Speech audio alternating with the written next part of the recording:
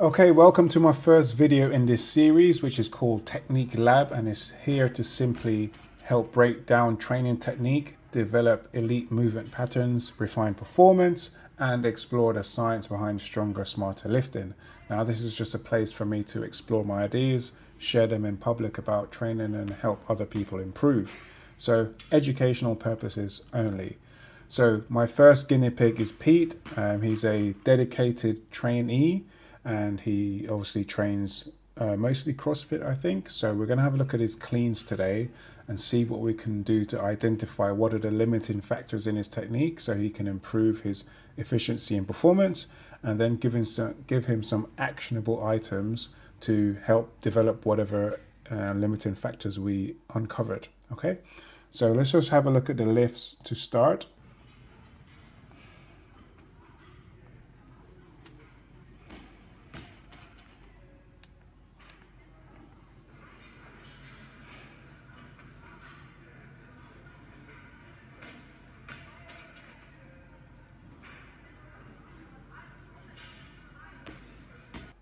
Okay, so the main issues we're seeing is positional issues, execution, and timing, right? So let's break that down.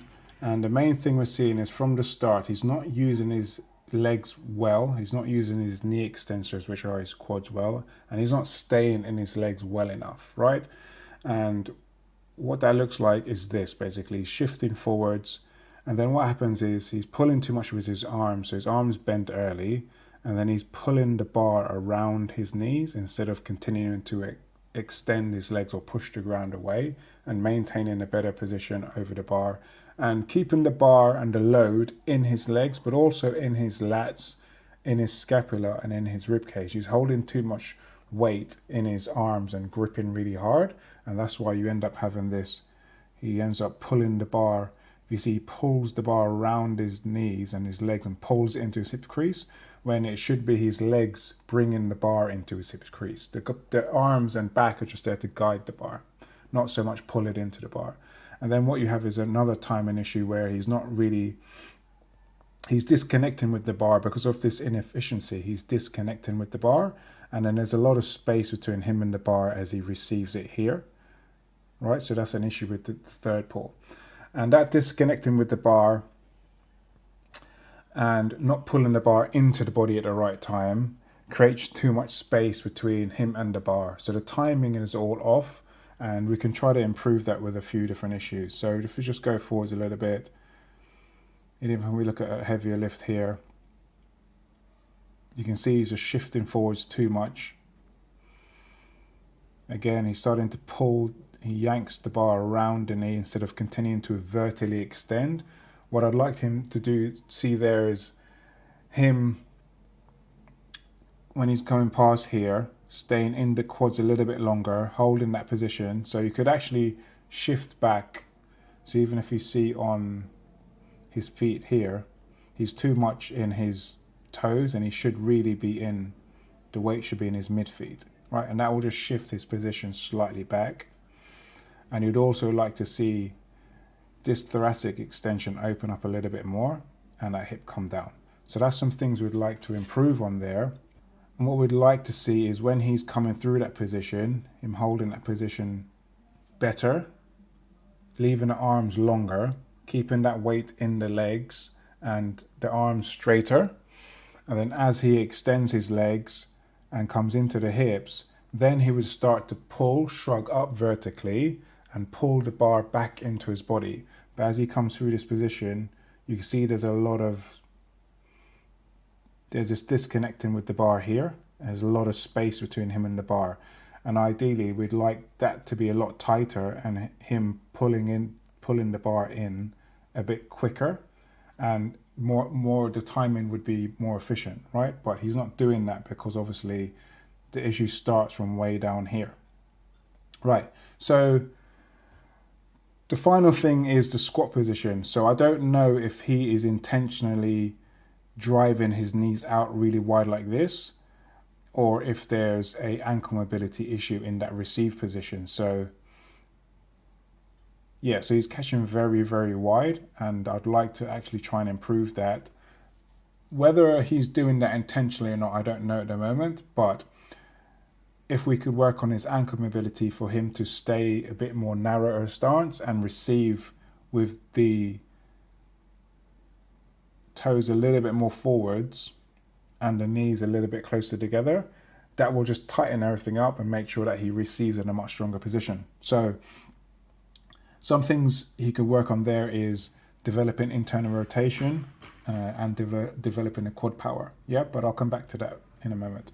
So going back to the main issues with his positional and execution and timing, there's a few things we can apply to programming to help improve the technique and efficiency of improving the positional strength, his execution and timing. So the first exercise I would prescribe is a clean from hip. So clean from hip I would use as a primer for him, not too heavy, using it as a primer at the start of a session and using the weight from that primer building up to his main lift for the day, right? And the whole purpose there is to develop his timing, moving from position 3, keeping the bar close and working on that timing in regards to him pulling himself under the bar and pulling the bar into himself.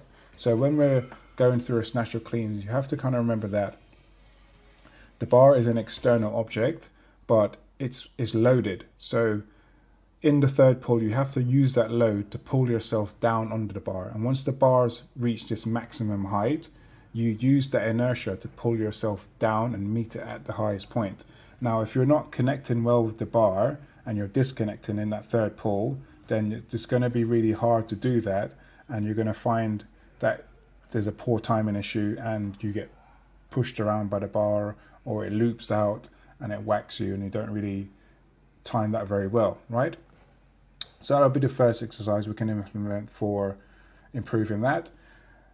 Next exercise I would recommend is a low hang power clean no foot. So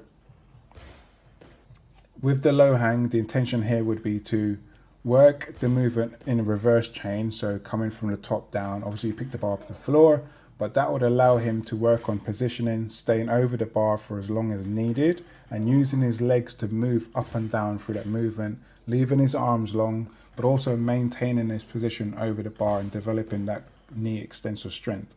This will also develop his positioning in terms of staying over the bar, keeping the bar moving in a straight line, utilizing his legs, keeping his arms long, and then utilizing the third pull at the right time, right? Aim for like 4 or 5 sets or 3 to 5 reps of that, and apply a no foot variation so that he's forced to vertically extend to meet the bar and make the weight, instead of not extending enough and not maintaining good position and then stepping out to make the weight, right?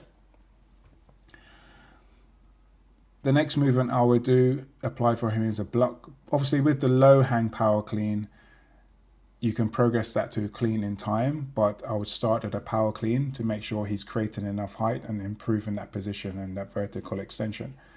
The next movement or exercise I would apply for him is a block power clean. Now, with the block power clean, the same thing here would apply in terms of it's giving him a constraint and putting his body into a position where he has to develop better timing, right?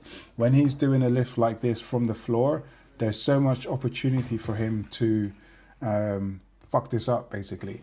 But if we go off the blocks, he can't. He has to develop power and speed through second and third, and that will also force him to keep the bar close, pulling the bar on his quads, staying connected to the bar, staying over the bar, fully utilizing his legs, vertically extended, but also then learning how to pull himself down into the bar and meet the bar at the highest point. And that will just resolve a lot of that issues for him, just simply by putting him on the blocks and putting him in a constrained environment, right? The last exercise I would apply to this is a flat foot clean pull. Now, the flat foot clean pull can be applied or used at the end of a session as a strength exercise. So again, it could be like 3 to 5 sets, 3 to 5 reps. And I'd want him to use this with 100% of what he cleans. So much more, and ideally build towards 120, 130, 140. And the purpose of this here is making sure He stays over the bar the whole time. He's bringing the bar down in the right position, keeping it close to the legs, the shins, the quads, and it traveling up through that position. But also him using his legs to move the bar up and down, keeping the weight in his legs, keeping his arms really long, and learning how to keep the weight in his lats and his rib cage and his scapula instead of pulling the bar. Now, at the top of the flat foot clean pull, he would push the ground away aggressively, locking out his knees, squeezing his quads, bringing the bar up into the hip crease, but at the top, I want him to stay over the bar and shrug up vertically. You can bend the elbows a little bit at the top, but I want him to just focus on only bending the elbows really at the top where the bar is in the hip crease and letting his legs do all of the work to move the bar. And that would resolve a lot of this execution and timing issue and positional stuff that's going on. Now, to address the squat position and the internal rotation of the hip and his power in internal rotation, but also his quad power, something like an FFE split squat would work really well, helping to develop that ankle mobility, but also in his internal rotation capacity. And I'd really like to see him use like a banded hack squat here, simply because he can then put himself in a constrained environment where he can develop his ankle mobility, develop his quad power, and use a narrower stance and getting strong in that narrower stance so he can be more compact in that squat position. Using the bands will just help him to develop more power and speed through the knee extensor exercise, which is the quads, of course, right? Okay, hope you enjoyed that. That's it from now. Hopefully see you on the next one.